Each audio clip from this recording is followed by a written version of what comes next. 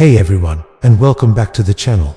Have you ever walked through New York City, looked up, and just been blown away by the sheer variety of buildings? From soaring skyscrapers to humble brownstones, every structure tells a story about the city's incredible history. Today, we're taking a deep dive into the architectural styles that literally built New York. Let's get started. Our journey begins in the late 19th and early 20th centuries, a period of immense wealth and ambition known as the Gilded Age. This era gave us one of the city's most opulent and recognizable styles. Beaux-Arts: think grand, think monumental, think classical. Inspired by French neoclassicism, Beaux-Arts architecture is all about symmetry, elaborate ornamentation, and a sense of timeless grandeur. The most famous example, Grand Central Terminal. Look at its majestic facade, the sculptural details, the massive arched windows. It wasn't just a train station, it was a temple to transportation, a statement to the world about New York's power and sophistication.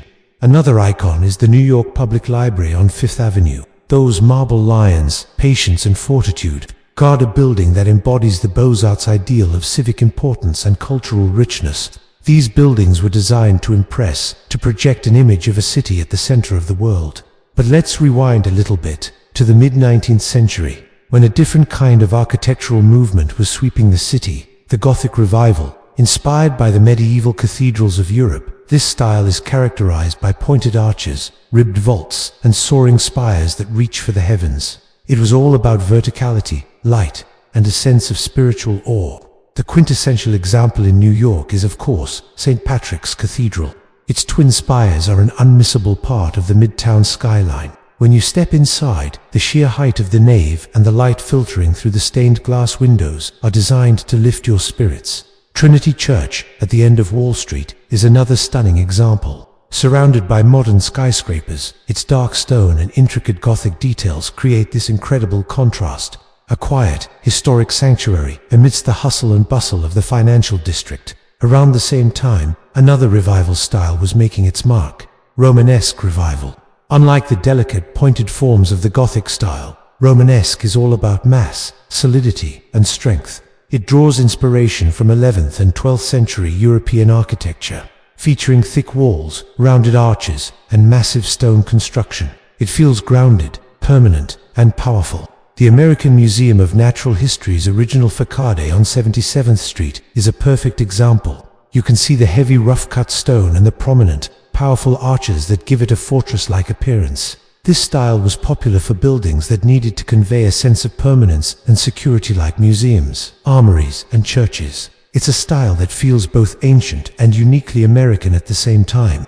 Now, let us turn our attention from the grand public monuments to the buildings where most New Yorkers actually lived. As millions of immigrants poured into the city in the late 19th and early 20th centuries, a new and purely functional form of architecture emerged. The tenement. These were multifamily apartment buildings, often cramped and poorly lit, built to house a rapidly growing working-class population. The Lower East Side Tenement Museum offers an incredible window into what life was like inside these buildings.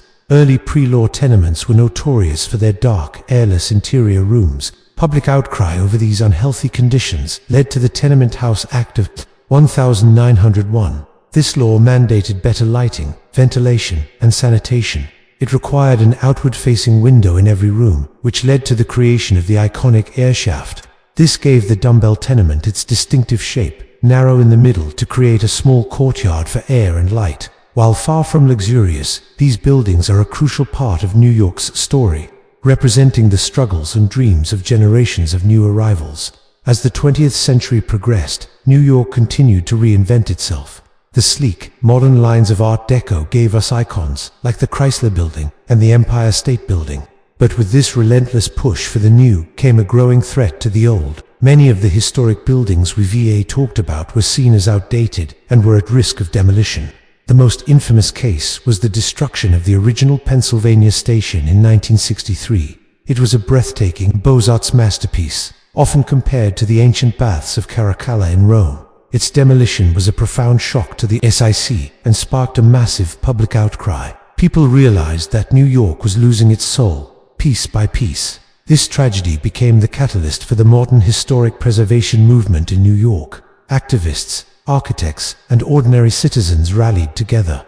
demanding that the city protect its architectural heritage. Their efforts led to a landmark piece of legislation.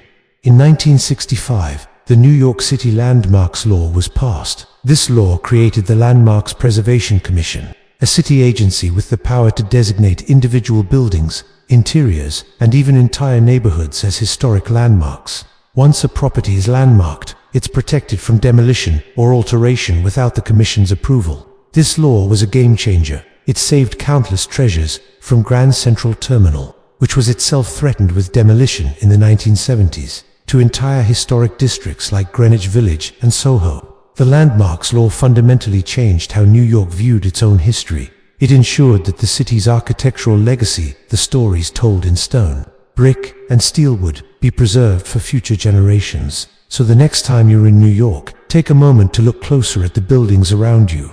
Notice the grand columns of a Beaux-Arts bank, the pointed arch of a Gothic church, or the fire escapes on a tenement building. Each one is a chapter in the epic story of this incredible city, a story of ambition, struggle, and the enduring power of history. Thanks so much for watching. What's your favorite architectural style in New York? Let me know in the comments below. And if you enjoyed this video, please give it a thumbs up and subscribe for more deep dives into the stories that shape our world. See you next time.